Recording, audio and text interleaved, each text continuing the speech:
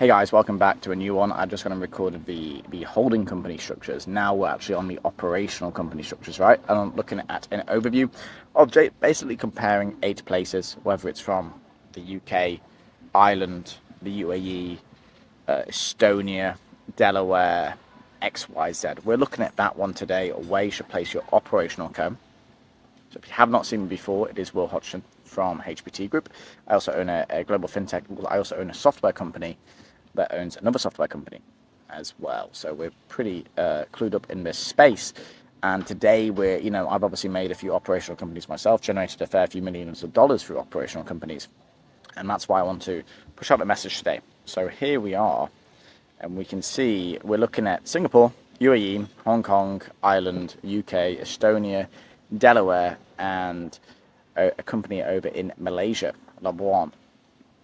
Now, I am not going to go over all of these. You can request this spreadsheet from me. It's will@hpt.group.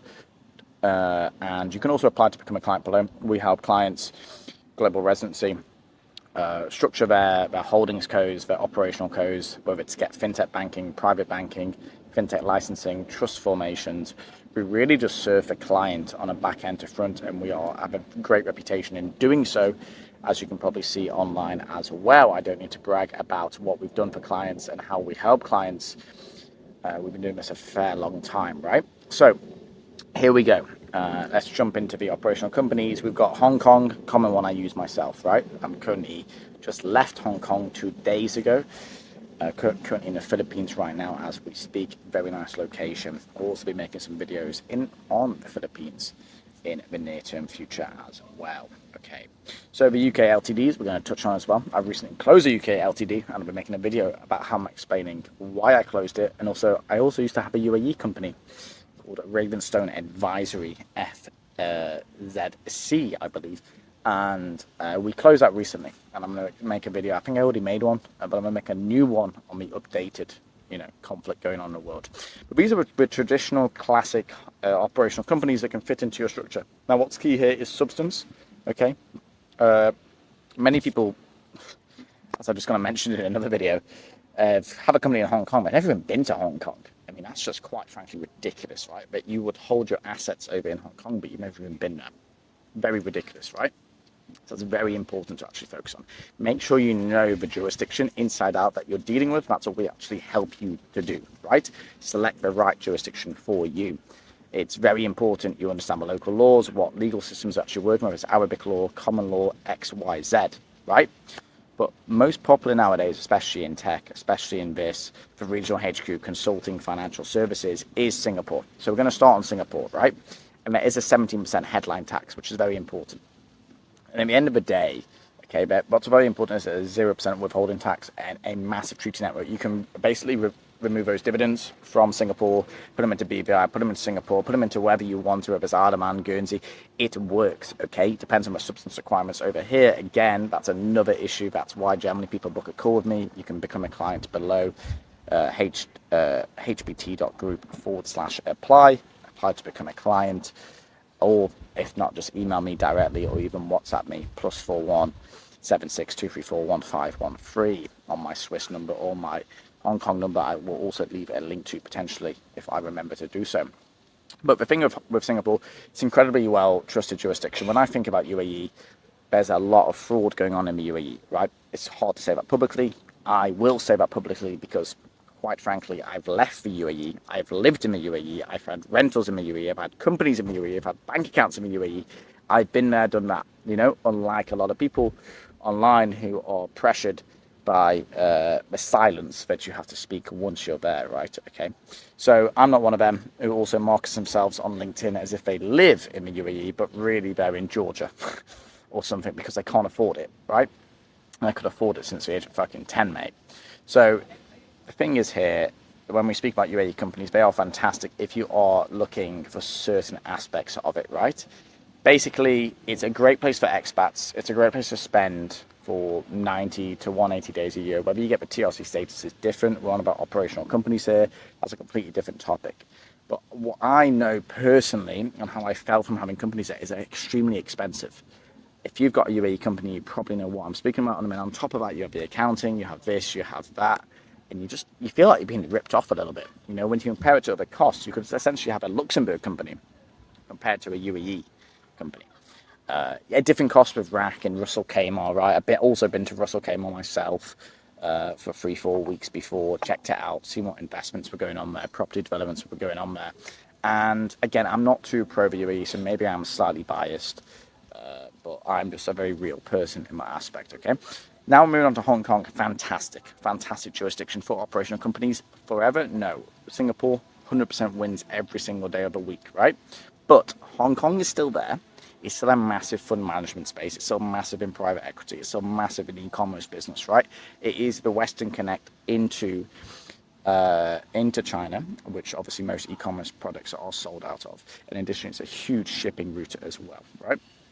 Ireland, great SaaS platform. Location, yes, it's great to have some substance there as well. Yes, they have a great non-dom regime as well. UK, don't really want to make any comments from the UK. Probably get arrested if I make my personal comments. But the UK, if you're looking for that London trademark, you're looking for that London IP, you're looking for that London prestigious address, as well as operations in London, that could be a great place. If you're not living in London, there's no point in having that London company, you know. There's a pretty high headline tax rate. Again, there's also, you know, tax on actually those dividends going out. 0% within the EU, but again, going up to Cayman, there's stuff going on here. It's not great jurisdiction anymore. It used to be fantastic. Now it's not anymore, okay? We've also got Estonia, very interesting one. Going to be honest, my knowledge is pretty minimal on Estonia. Again, you can also download the spreadsheet. If you just drop me an email, I'll send you the spreadsheet. I don't want to sell you anything. I'll happily send you the spreadsheet, okay? So that's very interesting. In Malaysia as well, great South Asian base for actually that operational company, which is what we're on about today. So you can look at the deep dives. If you download the spreadsheet and you actually want the spreadsheet, we can go through the deep dives.